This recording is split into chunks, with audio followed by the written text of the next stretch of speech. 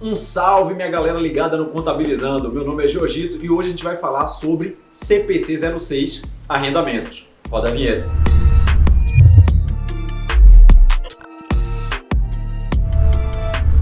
Bom, em 2019 entrou em vigor a revisão do CPC 06, que antigamente era chamado de arrendamento mercantil e passou a ser só arrendamentos. Então, algumas coisas que a gente já tinha concebidas ali passaram a não ser mais vigoradas, não ser mais cobradas, e a gente tem que se ligar nisso, e é para isso que a gente está aqui. Primeiramente, o que é um arrendamento? Arrendamento é um contrato ou parte de um contrato que transfere o direito de utilização de um ativo ou um ativo subjacente em troca de contraprestação por um período determinado de tempo. Então você tem um tempo ali para utilizar, ter o direito de utilizar aquele ativo em troca de uma contraprestação. Então tem que pagar.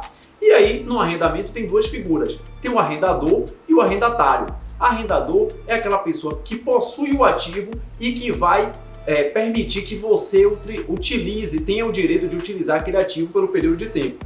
Arrendatário é quem está contratando essa utilização. Então, num caso simples aí de uma máquina, por exemplo, arrendador é quem tem a máquina, arrendatário é quem está pagando para utilizar aquela máquina durante o período de tempo.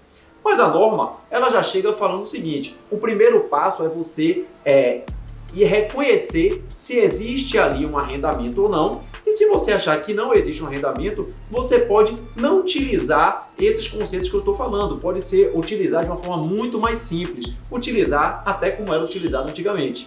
E o que é que define quando é que você pode isentar do reconhecimento como um arrendamento? Primeiro, se aquele contrato for de curto prazo, então se ele é igual ou inferior a 12 meses, lembrando que sendo igual ou inferior a 12 meses e que no final desse contrato não haja a opção de compra. Se houver a opção de compra daquele ativo, você não pode isentar de reconhecer como arrendamento, então é um arrendamento mesmo que tenha um prazo pequeno de utilização. E o segundo ponto que isenta você de reconhecer como arrendamento é caso o contrato seja de um valor pequeno, seja contrato de baixo valor. A norma também fala o seguinte: aí você pode não utilizar, pode seguir sua vida normalmente. Tá bom, mas se eu não vou utilizar então como arrendamento, como é que eu devo proceder? Como é que eu devo contabilizar? Aí você vai contabilizar como a gente aprendeu anteriormente mesmo, que toda a contraprestação que você pagar, você vai reconhecer como despesa no resultado do período que você utilizou aquele bem ou que você pagou aquela contraprestação. Mas aí vem o caso de agora eu tenho um arrendamento. O que é que eu devo fazer? Bom, se você for arrendatário, você deve reconhecer o ativo de direito de uso e também o passivo referente à utilização daquele ativo. Então você tem que reconhecer um ativo e o passivo no caso de você ser o arrendatário. Quem é o arrendatário mesmo, Jorgito? É a pessoa que contratou, que vai utilizar o bem. E a mensuração inicial é pelo custo.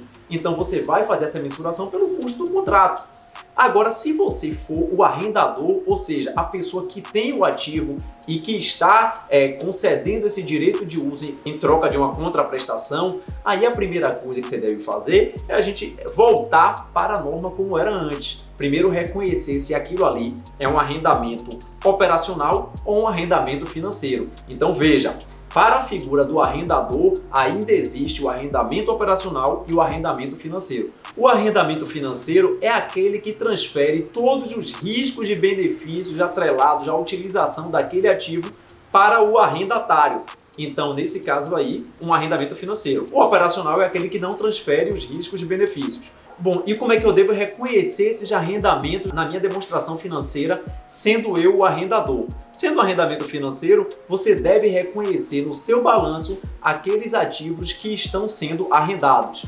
Agora, se for operacional, aquele que você não transfere os riscos de benefícios para o arrendatário, aí você reconhece as contraprestações que são recebidas como receita do período em que elas foram recebidas. Então, de forma geral, é isso.